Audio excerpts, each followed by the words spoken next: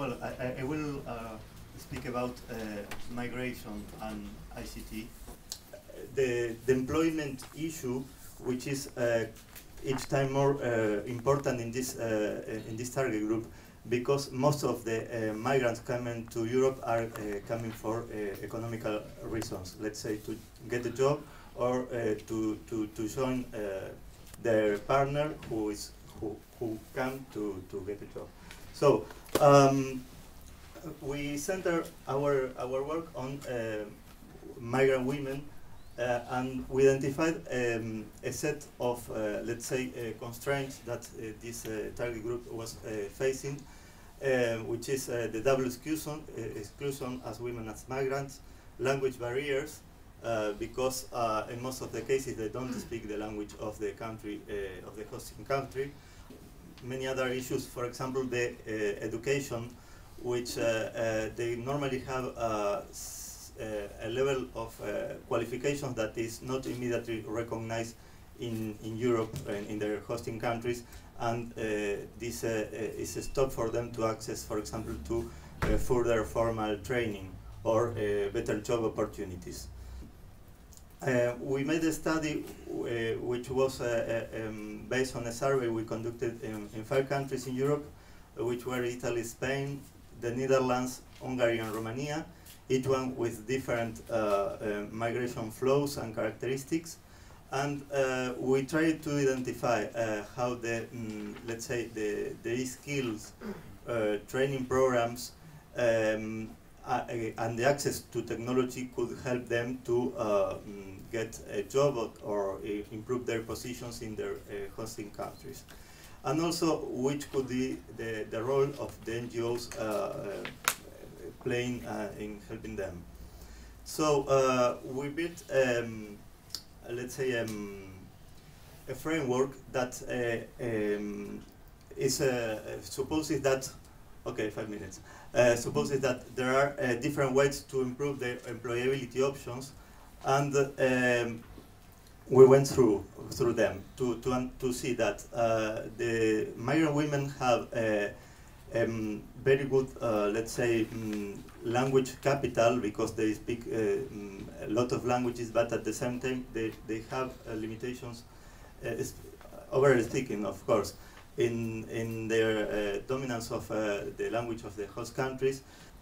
At the same time, we asked them to value many things, and one of the things they value very positively is the training as a way to improve their employability capacity.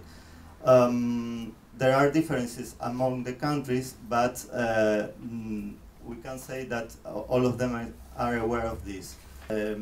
We asked them to valorize the, let's say, the use they make of internet resources, and normally they use internet for communication with relatives outside the country, with their own community, and also to communicate with local people.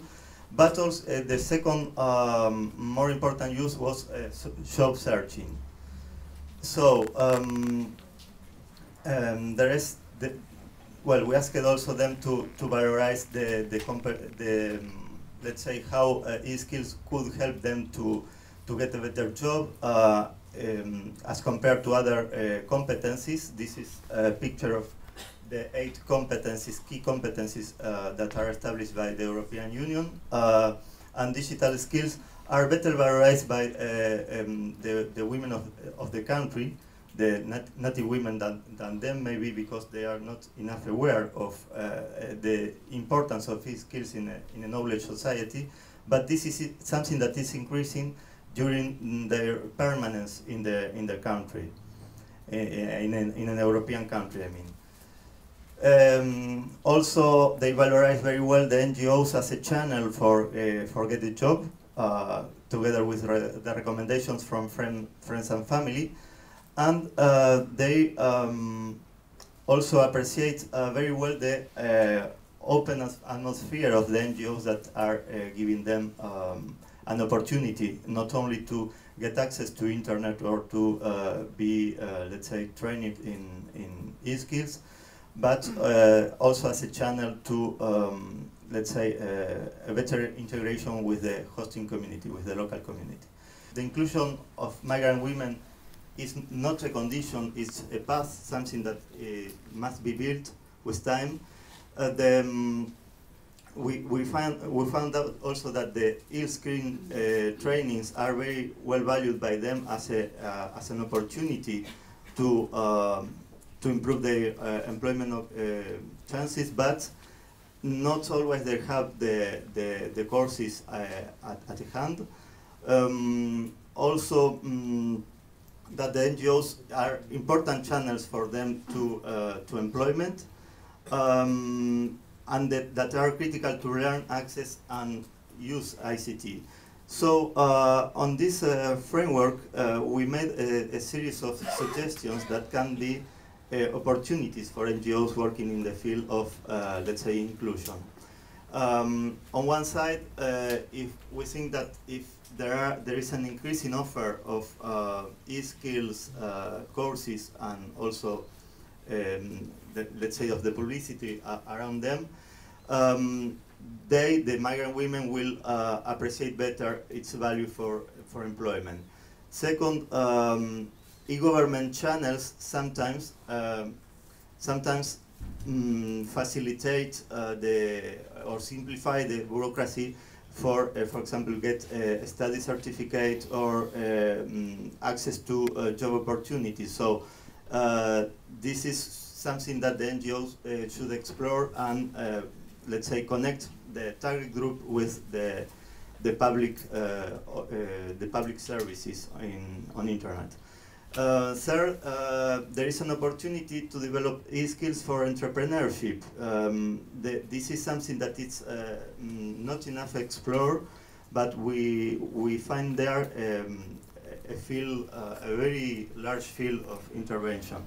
And fourth, there is an opportunity also to exploit more in depth what we call